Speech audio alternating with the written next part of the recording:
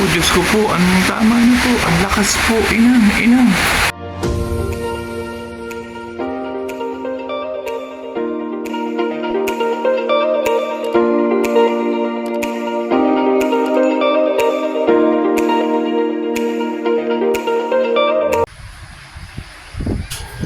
Napaka-aliwalas pa po ng panahon nung gumising ako. Yan, nagluto po ako ng sinangag, nagprito po ng talong at nagprito po ng itlog. Yan po ang aming almusaling mag-ina sa umaga pong ito. Ngayong umaga pong ito, bala ko pong magpatabas po ng damo at kita naman po niyo ang harapan ng aming bahay, ang kapal na po ng damo. Ako po muna ang susubok po na tabas ng damo. Meron po akong biniling pang grass cut. Kaso po talaga po namang napakahaba na po ng damo. Tingnan ko po kung kakayanin ko pong makatabas. Ayan po ganyan po. Medyo mainit-init pa po ng oras na iyon at tama lang po ang init para po ako ay makapagtabas ng damo gamit po ang aking biniling grass cut. Ay hindi ko na po kinaya ang pagtatapas gamit ang grass cut. Tumawag na po ako ng rescue. Dumating po yung aking kaibigan, yung aking po isang kumparing pogi na nakakatulong po pa din po sa pagpapaganda po ng aking garden at harapan po ng aming bahay. Malimit po siya po ang aking pinagtatabas. Nagsimula na pong umulan. Akala ko po ay hindi tutuloy. Lamig! Naku po, Diyos ko po, ang lamig.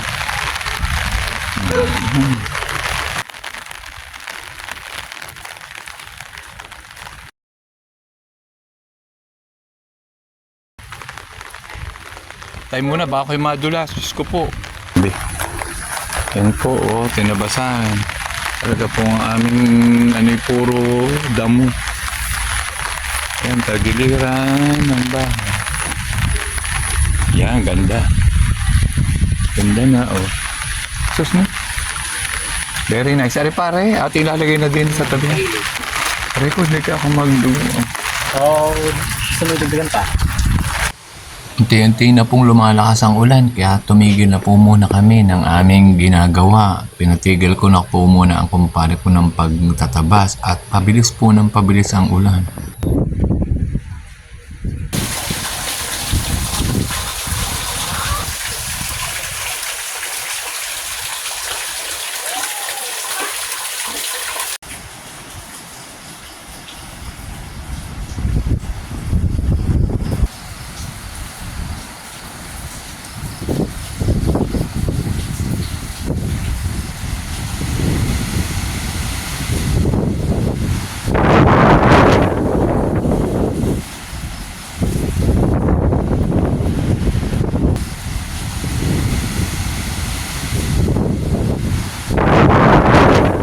Hangin at ulan. Naku po, Diyos ko po. Lord, naku po, Diyos ko po. Anong tama na po? Ang lakas po. Inang, inang. Ang lakas. Grabe Oh my God. Oh my God. Naku po. Naku po. Inang, ang lakas. Naku po, Diyos ko po. Ang lakas po. Tama na po, Lord, tama na po. Ang lakas po, inang. Inang ko po, inang. Kuryente. Ako po, Diyos ko po, inang. Ako po, Diyos ko po, tama na po. Inang.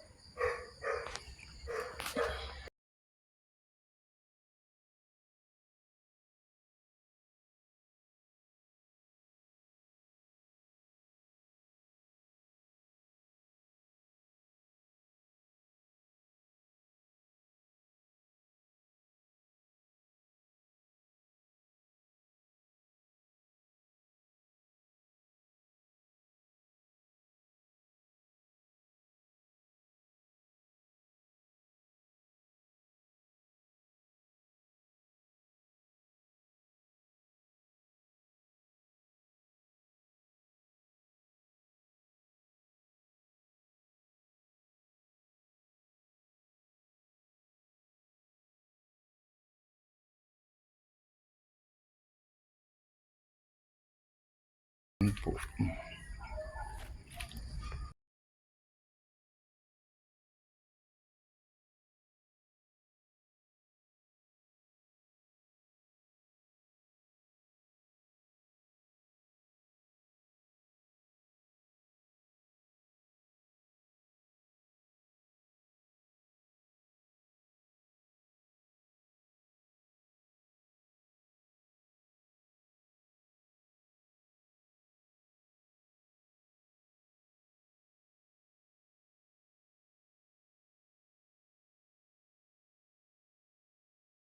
Dito po ako sa garden. Ay, sa totoo lang po ay hindi ko po maintindihan ang uunahin. Ang dami ko pong linisin. Ay, ayan po. Wala bang bagyong Christine? Ay, grabe naman ang iyong ikinalat. Eh, tunay na, ano ba ang dami ng iyong ikinalat, Christine? Ay, tinamuga ang aking nawalis na. Ako'y pagod na. Ayan o, santambak na ang nawalis ko. Santambak ang nawalis. Ay, ang tinamong aking pinasak mong bunga ng lukba na aking inayos, nilimot. Ay, meron pa yung pang iba Hindi ko pa nalilimot, kalat pa. Halos dahon na po lahat na tuyo na galing po sa puno ng mangga at ng lukban. Marami pa rin naman pong bunga ang aking lukban. Okay lang po.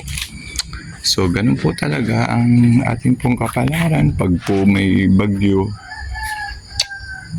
Wala po tayong magawa Hindi po natin talaga naman pong paghahanda garni pa rin po sa totoo lang po yan po nilagyan ko pa nga po ng mga sangga ayan.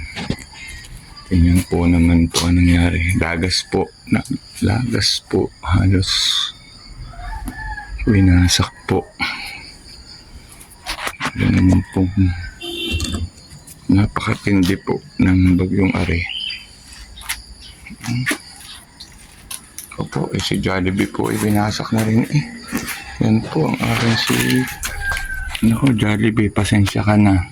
Talagang ikaw iwinasiwas ka rin ni bagyo. Mamaya kita ayusin. Yan po ang aking pong garden. Talaga pong matindi pong emission po ang gagawin ko dito. Okay lang po. Ganun po talaga. Wala po tayong magagawa. Yan po ang mga toxic. Ay, grabe din ang swimming pool. Ay, tinamuga naman ang ginawa mo sa swimming pool. Pwede na uli ako maligo. Pinuno mo na ng tubig. Ayan, pati sa agin ko. Ayan, binasak mo. Tinumba mo. Ay, ang ganda pa naman na yan. Hindi ba pa namalitan? Ay, ayan po. Tumba po ang mga dami pong kalat. Sabi po, tingnan po ninyo. Nabalsa ko na po ang iba. Ay, tunay naman pong hindi ko pa matapos-tapos. Ayan po. Sa labas pa po ng bahay. Dami ko pa rin po dilinisin. Ay, gayon po talaga pag may bagyo. Wala po tayong magawa Kahit po naghanda, pinaghanda naman po inayos na po Talaga pong din po. Nakakalungkot po at talaga naman pong ang dami pong pinsalang ginawa ng bagyong iyan. Pero ganun po talaga ang buhay. Nadaan po talaga ang bagyo sa ating buhay. Paghandaan man natin ay talaga namang nakapinsala pa rin ng matindi. Ako nga po ay ginawa ko na ang lahat. Inayos ko muna halaman habang hindi pa nagbabagyuhan. Ay talaga po namang binasak din ang mga halaman. At ang dami pong kalat. Mga bunga po ng aking mga puno ay lagas, saging. Pero okay lang po. Ganun po talaga. Nadaan po talaga ang bagyo. Doon po sa mas matindi po ang mga pinsala, matindi po ang salanta ng nangyari sa inyo. Kaya po ninyo, kaya po natin. Laban po tayo. Po naman sa mga mas lalo pong matindi po ang pinsalang nangyari. Alam ko po, kaya po ninyo. Huwag po kayo mawawala ng pag-asa. Ganun po talaga. Kailangan po natin, ito po ay mga pagsubok na talaga pong kailangan natin lampasan. Sabi nga po, bagyo lang po ito, kaya po natin. Ingat po tayo lagi, ingat po tayong lahat. Pilitin po natin kayanin. Naman po ang naging pinsala, malaking naging pinsala niya. Kayanin po natin.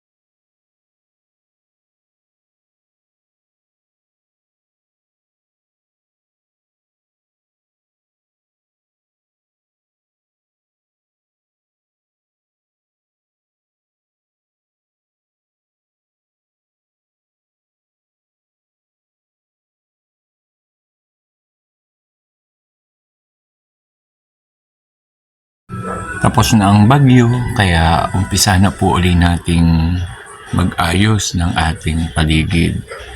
At umaasa po ako na after po naman itong bagyong ito, mas maganda pa uli ang kalalabasan po ng ating paligid. Mas magiging pong mas maayos. Bawat bagyo, bawat laban po natin sa kanya. Kaya po natin siya. Hindi po tayo susuko.